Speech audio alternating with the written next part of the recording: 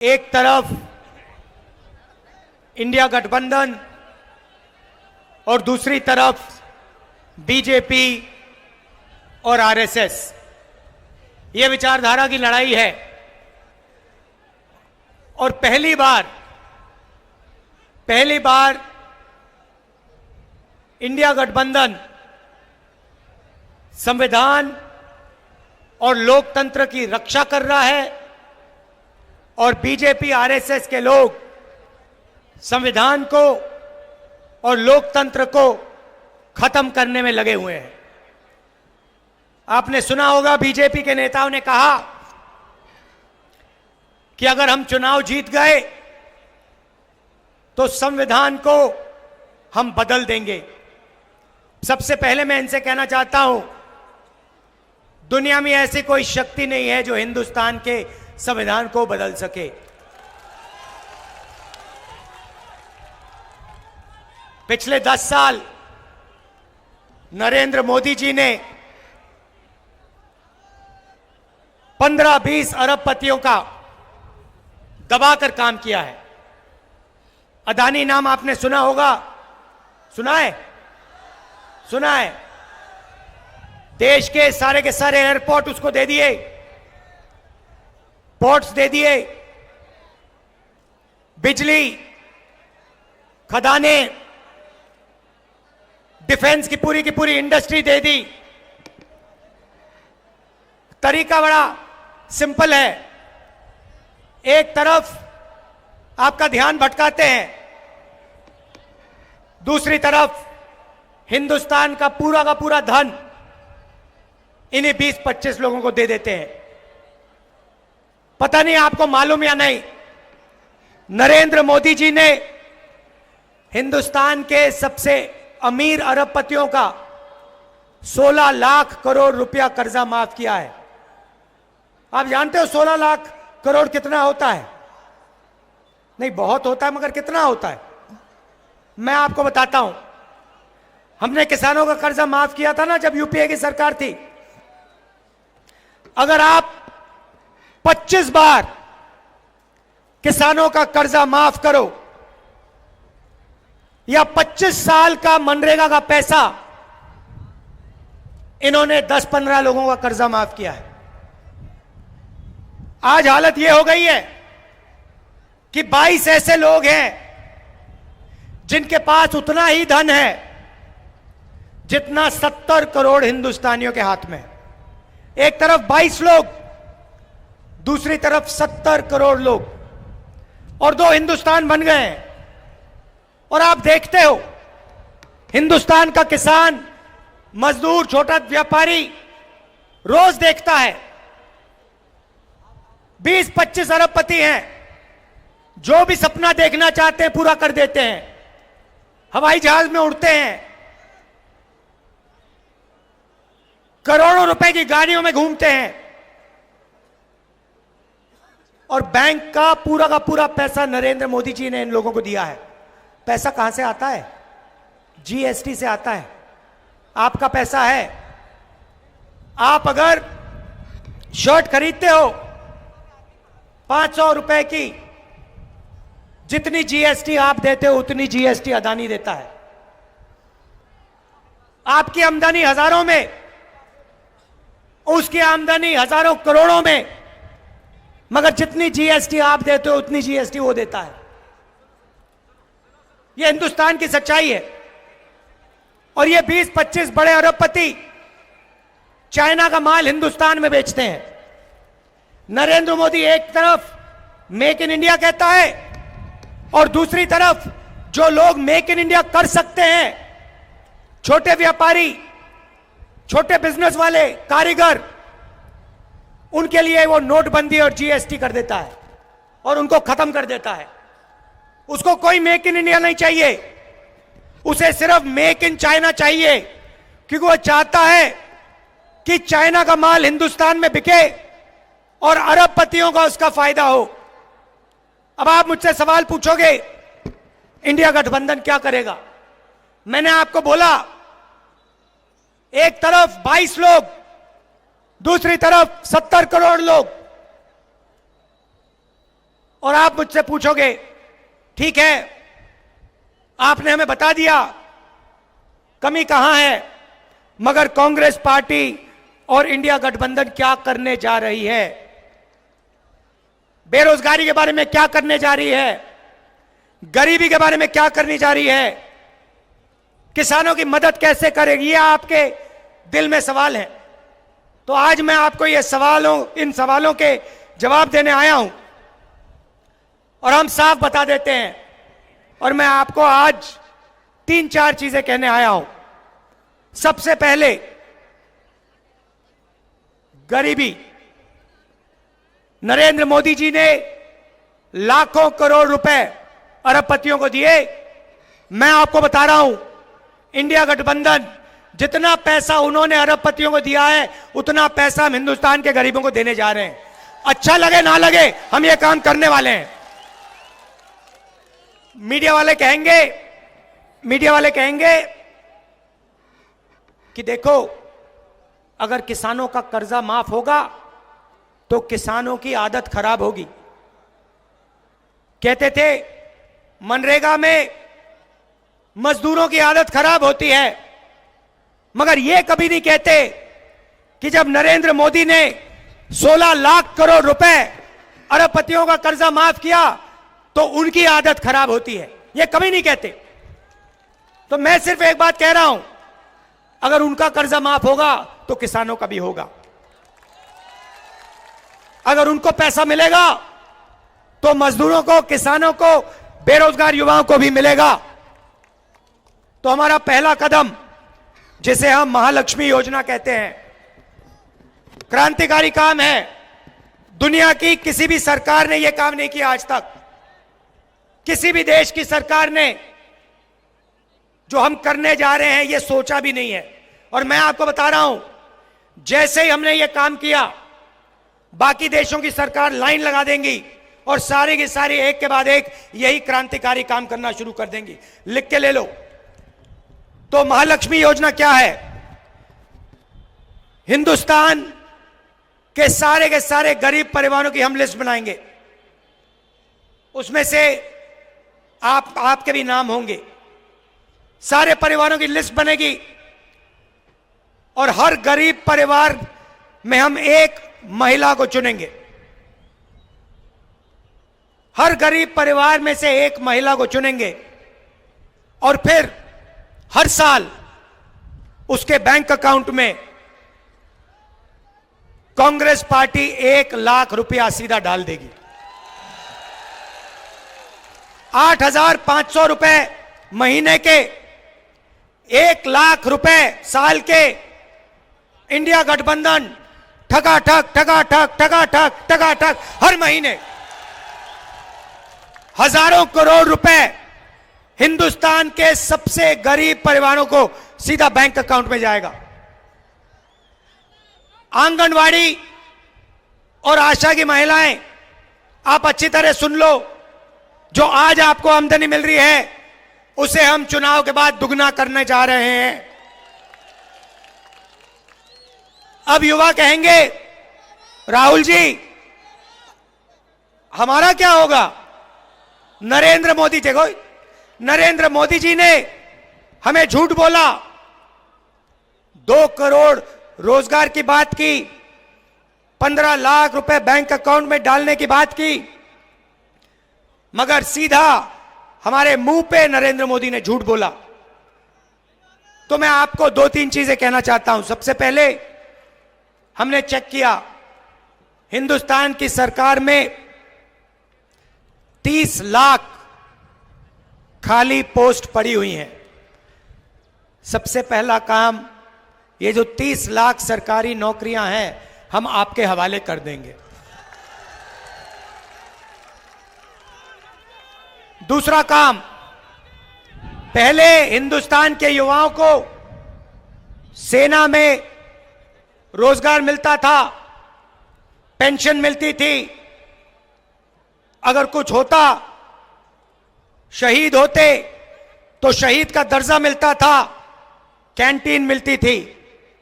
नरेंद्र मोदी जी ने वो सब बंद कर दिया, 2 तरीके के शहीद बना दिए। एक जो नॉर्मल जवान है और दूसरा जिसको आज हम अग्निवीर कहते हैं, शहीद होंगे तो अग्निवीर को शहीद का दर्जा नहीं मिलेगा, उसको कैंटीन नहीं मिलेगी, उसको पेंशन नहीं मिलेगी, उसको ट्रेनिंग 6 महीने की मिलेगी। चाइना का जवान 5 साल ट्रेनिंग करके आएगा और हमारा अग्निवीर 6 महीने की ट्रेनिंग लेकर उसके सामने खड़ा हो जाएगा। नतीजा आपको मालूम है। ये जो अग्निवीर योजना है, हमारी सरकार बनेगी, इसको हम रद्द कर देंगे, उठा के फाड़ के फेंक देंगे। और जैसे पहले होता था, पेंशन मिलेगी, शहीद का दर्जा मिलेगा, कैंटीन मिलेगी। देखिए, ये अग्निवीर योजना सेना नहीं चाहती, ये प्रधानमंत्री का निर्णय है, पीएम ऑफिस ने ये योजना बनाई है। सेना को ये नहीं चाहिए और हम इसको रद्द करने जा रहे हैं। पेपर लीक की बात आप जानते हो, आपको सालों काम करना पड़ता है, पढ़ाई करनी पड़ती है, पेपर के दिन आपको पता लगता है कि पैसा देकर बेईमानों ने पेपर लीक करवा दिया और आप देखते रह गए। हम एक कानून लाएंगे, जिसने भी ये पेपर लीक का काम किया उसे कड़ी सी कड़ी सजा मिलेगी। और ये जो आजकल फैशन बना रखा है कि प्राइवेट कंपनियां पेपर चेक करवा रही हैं, इसको हम बंद करवा देंगे। अब मैंने आपको महालक्ष्मी योजना के बारे में बोला, क्रांतिकारी योजना है। अब मैं आपको युवाओं के लिए एक क्रांतिकारी योजना के बारे में बताना चाह रहा हूं। आप जानते हो, अरबपतियों के बेटे, बड़े बड़े बिजनेसमैन के बेटे जॉब मार्केट में जाने से पहले अप्रेंटिसशिप करते हैं। 6 महीने की उनको नौकरी मिलती है, बड़ी सी बड़ी कंपनी में जाते हैं, ट्रेनिंग मिलती है, बैंक में पैसा आता है और फिर वो परमानेंट जॉब में जाते हैं। मगर यह सुविधा हिंदुस्तान के बेरोजगार युवाओं को कभी नहीं मिली। बड़े बड़े अरबपति अपने बेटे को अपनी कंपनी में अप्रेंटिसशिप करवाते हैं, मगर हमारे युवा भड़कते रहते हैं, सड़क पे घूमते रहते हैं। तो हमने एक नई योजना लाई है, इसका नाम पहली नौकरी पक्की। पहली नौकरी पक्की। हिंदुस्तान के सारे ग्रेजुएट्स, यूनिवर्सिटी के ग्रेजुएट, कॉलेज के ग्रेजुएट, डिप्लोमा होल्डर्स, आप सुन लो, यह आपके लिए योजना है। इससे आपकी जिंदगी बदलने जा रही है। तूफान आने वाला है। प्राइवेट कंपनियों में, हिंदुस्तान के पब्लिक सेक्टर में और सरकारी ऑफिसेज में हम हिंदुस्तान के ग्रेजुएट्स को अप्रेंटिसशिप का अधिकार देने जा रहे हैं। मतलब अगर आपने हिंदुस्तान की सरकार से अप्रेंटिसशिप मतलब 1 साल की नौकरी मांगी, तो यह आपका अधिकार है, सरकार आपको मना नहीं कर सकती। 1 साल की नौकरी मिलेगी, उसमें आपकी ट्रेनिंग होगी। प्राइवेट सेक्टर में, पब्लिक सेक्टर में, बीएचईएल, एचएएल जैसे कंपनियों में, सरकारी ऑफिसेज में 1 साल आपकी ट्रेनिंग होगी। 1 साल में आपके बैंक अकाउंट में सरकार 1 लाख रुपया, 8,500 रुपए हर महीने खटाखट डालेगी। उसके बाद 1 साल के बाद आप ट्रेंड होगे, हिंदुस्तान के पास एक ट्रेंड वर्कफोर्स होगी और अगर आपने अच्छा काम किया तो आपकी नौकरी पक्की हो जाएगी। क्रांतिकारी काम है और ये हम आपके लिए करने जा रहे हैं। यहां किसान भाई हैं और नरेंद्र मोदी जी ने आपको सबसे ज्यादा तंग किया है।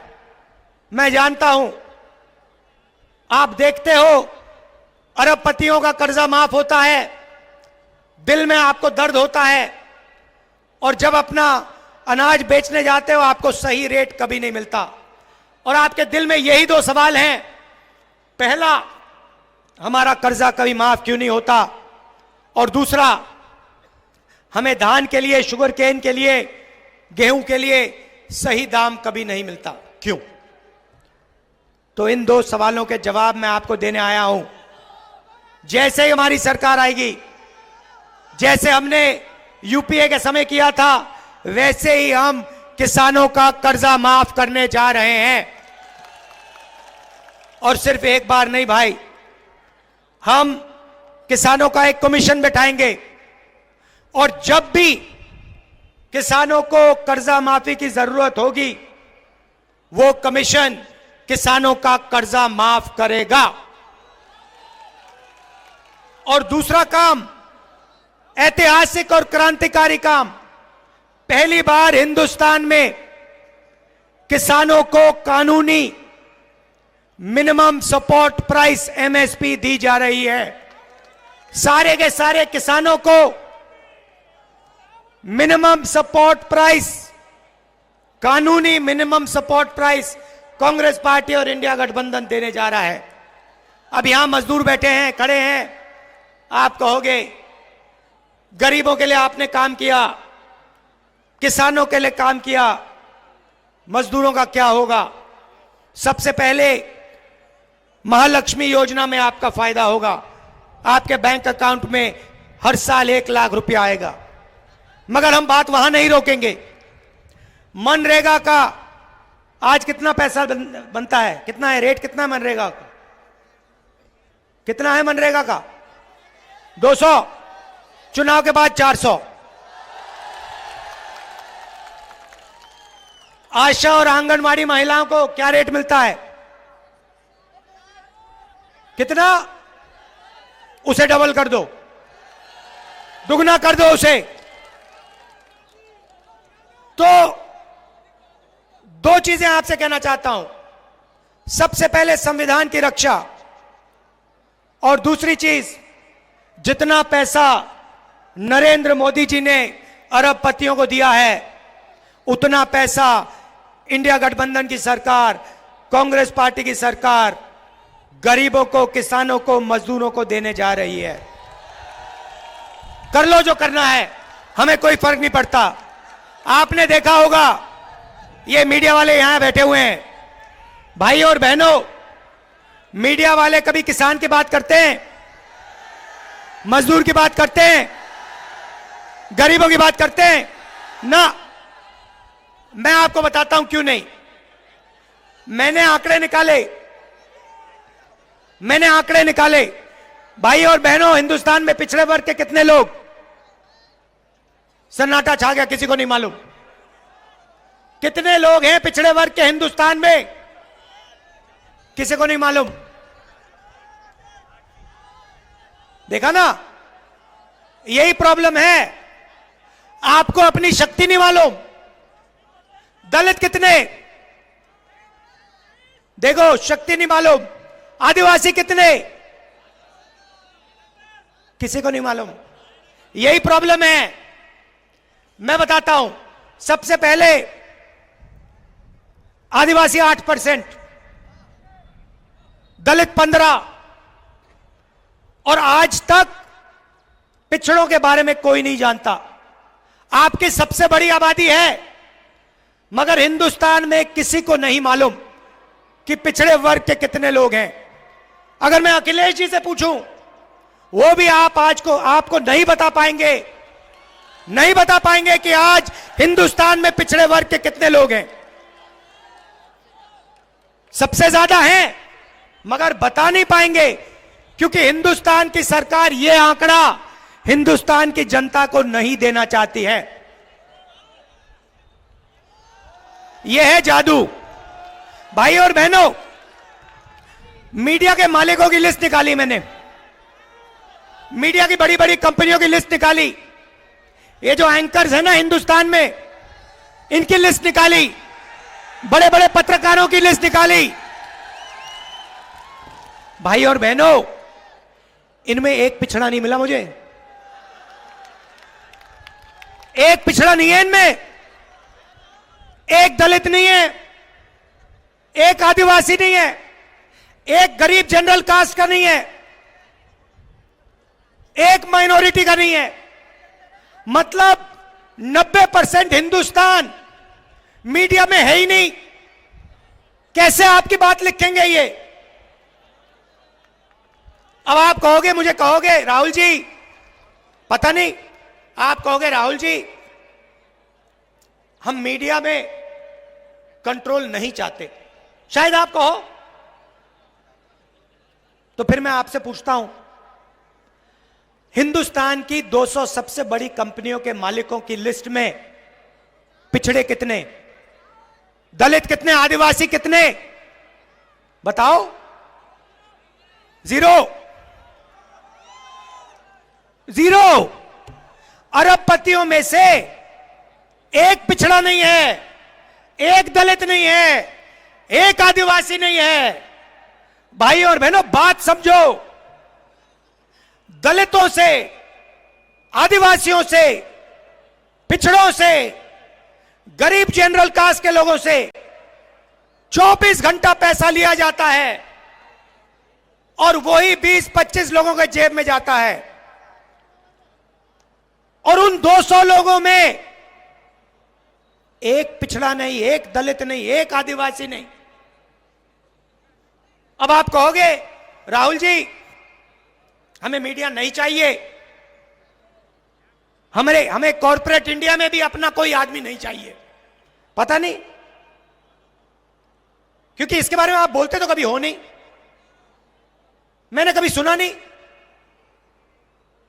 कभी पिछड़े वर्ग के किसी भी व्यक्ति ने मुझे कभी नहीं कहा कि भैया राहुल जी कॉर्पोरेट इंडिया में तो हमारा कोई है ही नहीं। तो या तो आपको मालूम ही नहीं, और या फिर आप अपना आदमी वहां चाहते नहीं हो। यही दो चीजें हो सकती है, और तीसरा तो हो ही नहीं सकता। तो फिर मैं आपसे कहूंगा ठीक है भैया, आप कॉर्पोरेट इंडिया में नहीं चाहते, आप मीडिया में नहीं चाहते, आप प्राइवेट अस्पताल नहीं चलाने चाहते, आप प्राइवेट कॉलेज यूनिवर्सिटी नहीं चलाना चाहते, सरकार में तो भागीदारी चाहते हो ना? या वो भी नहीं चाहते?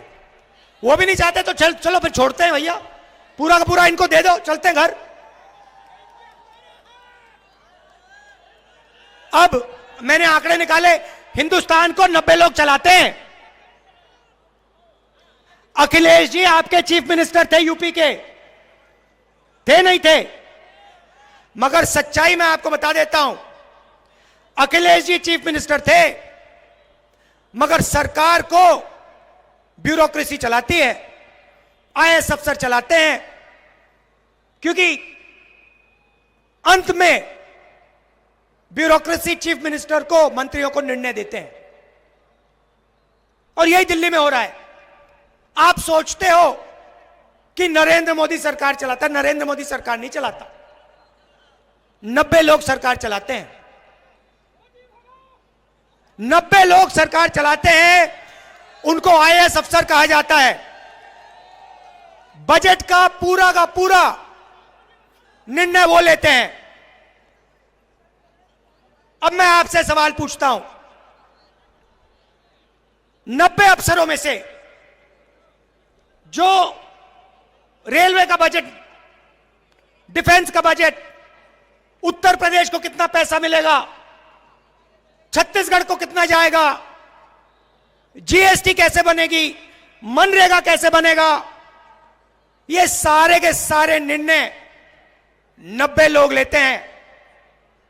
प्रधानमंत्री, चीफ मिनिस्टर फाइनल डिसीजन जरूर लेता है, साइन जरूर करता है,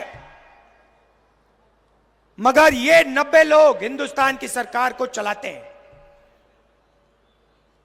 अब मैं आपसे पूछता हूं, 90 में से पिछड़े कितने?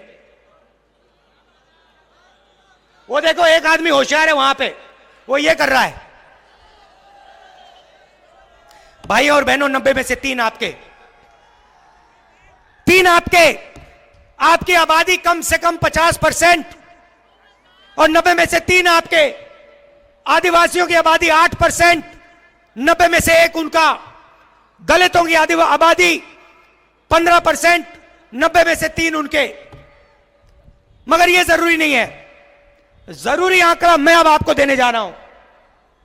अगर हिंदुस्तान की सरकार 100 रुपए खर्च करती है,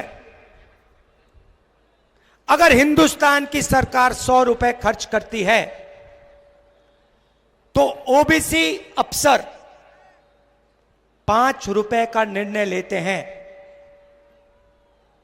फिर से कहता हूं, अगर हिंदुस्तान की सरकार बजट में 100 रुपए खर्च करती है, ओबीसी अफसर 5 रुपए का निर्णय लेते हैं।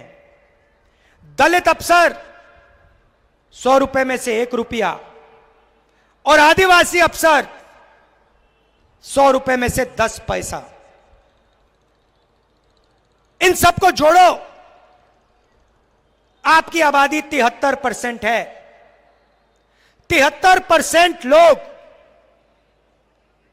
100 रुपए में से 6 रुपया 10 पैसा का निर्णय लेते हैं। आपको लग रहा है कि आपके साथ अन्याय हो रहा है, मगर कितना और कैसा अन्याय हो रहा है वो आपको बात समझ नहीं आ रही। वो आज मैंने आपके सामने रखी है। अब आप कहोगे राहुल गांधी ने समस्या तो बता दी मगर इलाज नहीं बताया। हम फंसे पड़े हुए हैं, 100 रुपए में से 6 रुपए का निर्णय हम ले रहे हैं, सरकार में भागीदारी नहीं है। राहुल गांधी ने मूड खराब कर दिया, हमें सच्चाई बता दी और फिर सुझाव नहीं दिया, है ना? तो जवाब भी दे देता हूं। आपको कभी चोट लगी है? लगी? हाथ टूटा आपका? पैर टूटा? फ्रैक्चर हुआ कभी? हुआ? क्या हुआ? पैर का हुआ? पैर का फ्रैक्चर हुआ। जब पैर का फ्रैक्चर हुआ, डॉक्टर ने आपको क्या कहा? पहली बात क्या कही थी? एक्सरे कराओ, एक्सरे कराओ। मैं भी यही कह रहा हूं, हिंदुस्तान का एक्सरे करा दो।